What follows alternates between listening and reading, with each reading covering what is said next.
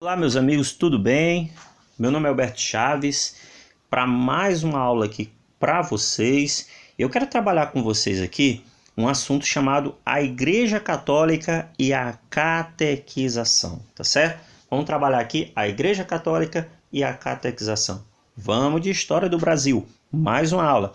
Primeiro, é bom lembrar que no Brasil, com a chegada do primeiro governador-geral, com Tomé de Souza, vieram a Ordem dos Jesuítas.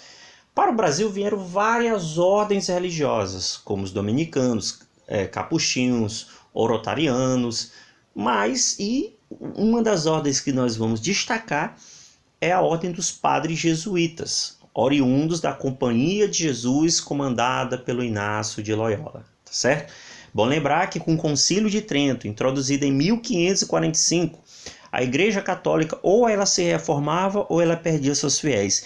Então, com o objetivo de controlar o avanço das religiões protestantes, ela cria uma série de medidas e uma delas está associada à expansão da fé católica através dessa ordem religiosa, que é a Ordem dos Padres Jesuítas, oriundos aí da Companhia de Jesus.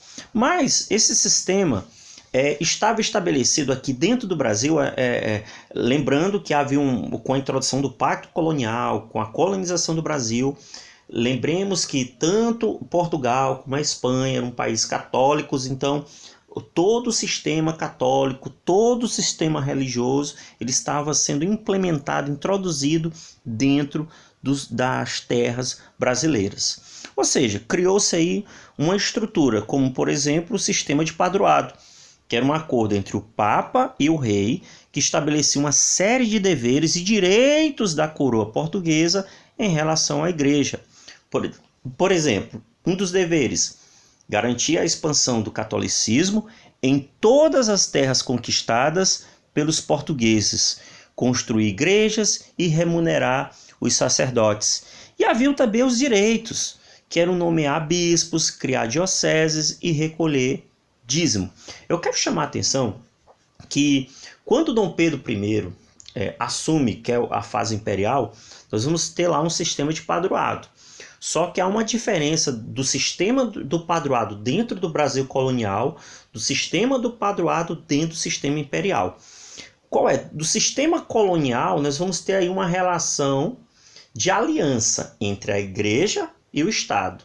No sistema imperial, com Dom Pedro, nós vamos ter uma relação de submissão da Igreja diante do Estado português. Ou melhor, diante do Estado imperial, diante de Dom Pedro I, tá bom? É bom lembrar em cima disso, tá certo? Até porque quando Dom Pedro I está no poder, é o momento que o Brasil já rompeu com Portugal, tá certo? Por isso que eu fiz questão de enfatizar não a questão do Estado português, mas do Estado imperial, tá ok? Muito bem.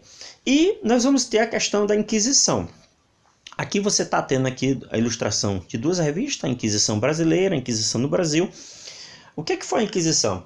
A Inquisição foi uma instituição criada lá na Idade Média, que tinha como principal função combater as práticas de heresia. O que era uma heresia?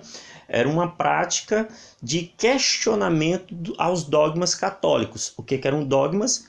O que são dogmas? Verdades que não se discutem. Por exemplo, o dogma da Santíssima Trindade, em nome do Pai, do Filho e do Espírito Santo. Inclusive, o que acontece?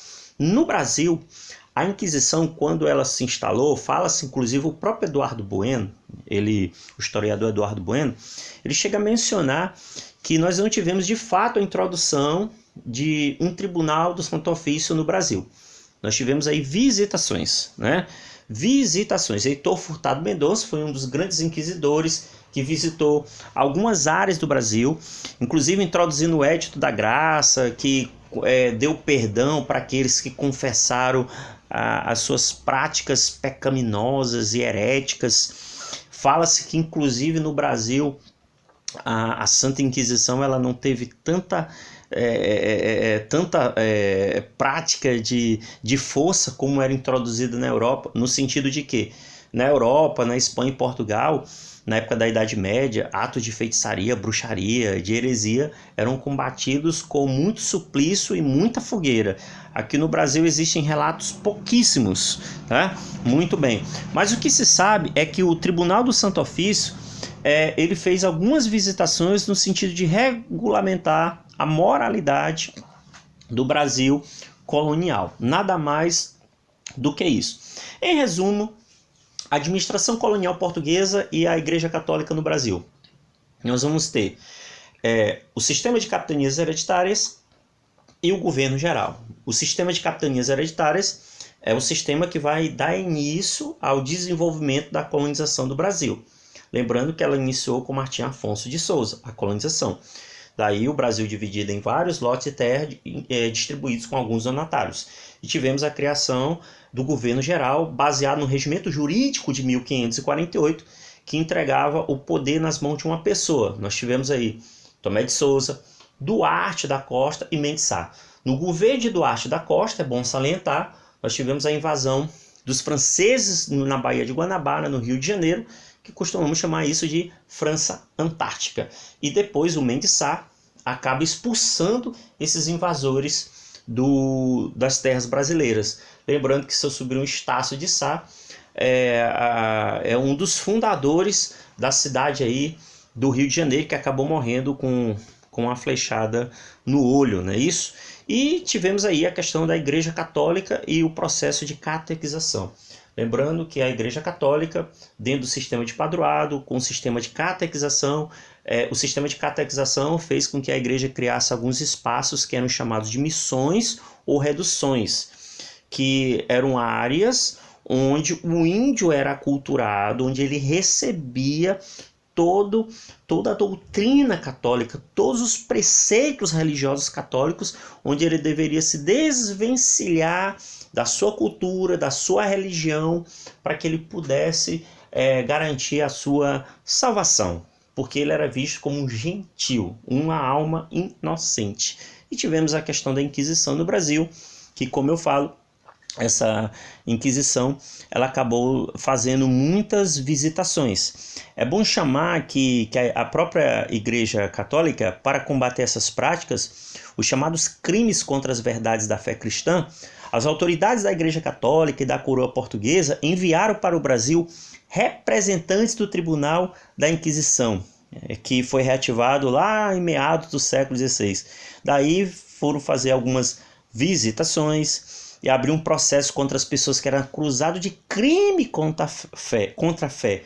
E muitos acusados foram levados para Portugal para julgamento. Nas visitações realizadas em Pernambuco, na Bahia, no sul da colônia, no Pará, a Inquisição ela perseguiu grande número de cristãos novos. O que eram os cristãos novos? Eram judeus que eram convertidos ao cristianismo, que tinham vindo de Portugal para a colônia. Eles eram acusados de praticar em segredo a religião judaica. A Inquisição também ela perseguiu muitas outras pessoas acusadas, por exemplo, de feitiçaria, blasfêmias, práticas sexuais proibidas, prostituição e até mesmo homossexualidade. No entanto, quero deixar claro, grande parte desses atos eram todos encaminhados para Portugal. Então a Inquisição aqui dentro do Brasil, de fato, ela não se utilizou desse requinte como era utilizado lá na Europa, esse requinte de crueldade com relação aos suplícios, com relação a queimar a pessoa, a queimar os hereges e etc. Tá certo? Então fica aí a aula de hoje. Professor Alberto Chaves, Vencedores Pensam Positivo. Se gostou da aula, dá um like, se inscreve no canal e até a próxima. Vamos lá? A epígrafe de hoje. Nada muda se você não mudar. Leila Navarro.